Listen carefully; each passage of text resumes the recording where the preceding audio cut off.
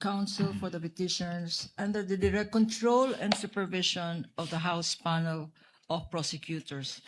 We'd like to call on our first witness, Your Honors, Mr. Roderick C. Wamil. The clerk of court, through Sergeant at Arms, is directed to kindly bring and situate at the witness stand the witness of the prosecution for today, Mr. Roderick Wamil.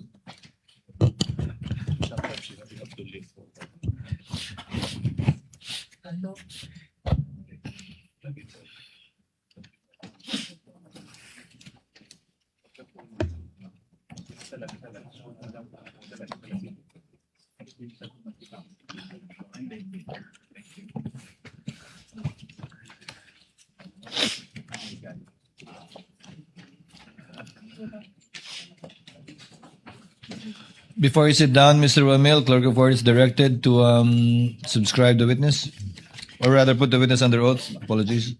Please raise your right hand. You, Roderick C. Wamil, do swear that the evidence you shall give in the case now pending between the Philippines and Vice President Sara Zimmerman Duterte shall be the truth, the whole truth, and nothing but the truth. So help me God. You may sit down, Mr. Wamil.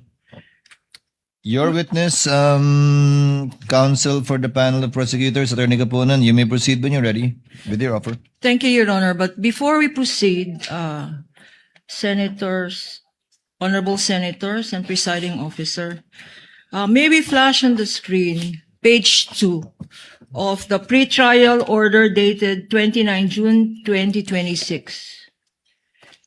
Please note from the screen that several admitted facts are stated in the said pretrial order. I call your attention, please, to page 2 of the pretrial order. These are the admitted facts for Article 1 on the misuse and misappropriation of confidential funds. I will not read them anymore, but I'd like to highlight certain admissions. The lady may proceed for the guidance of the senator judges. Thank you, Your Honor.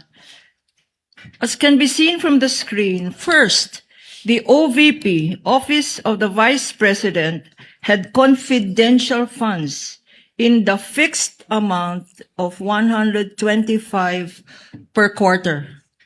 The first quarter of 2023 is February 6 to March 29, 2023. For the second quarter of 2023, that is April 25 to June 30, 2023, and for the third quarter of 2023, which covers the period July 14 to September 30, 2023, fixed amounts per quarter of 125 million. You're referring to paragraph numbers 2.5, 2.6, and 2.7, counsel. Yes, Your Honor. You may proceed. Also admitted is the fact that Gina Acosta was the Office of the Vice President's Special Disbursing Officer, or SDO, in relation to the OVP's confidential funds for the fourth quarter of 2022, as well as the first, second, and third quarters of 2023, as can be seen on the screen. May I ask counsel for the respondent? We confirm that, Your Honor. Thank you, counsel.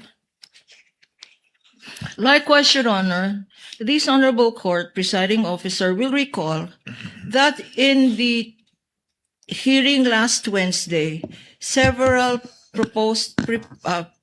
stipulations were made by both parties, and in fact, upon the initiative of Attorney Poa, counsel for the respondent. May I just remind this court what these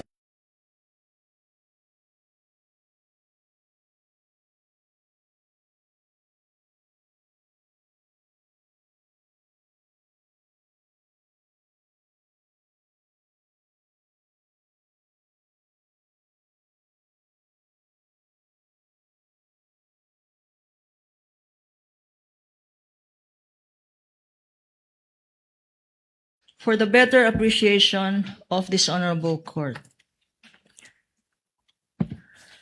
Both the prosecution and the respondent agreed last Wednesday's hearing to the following stipulations. First,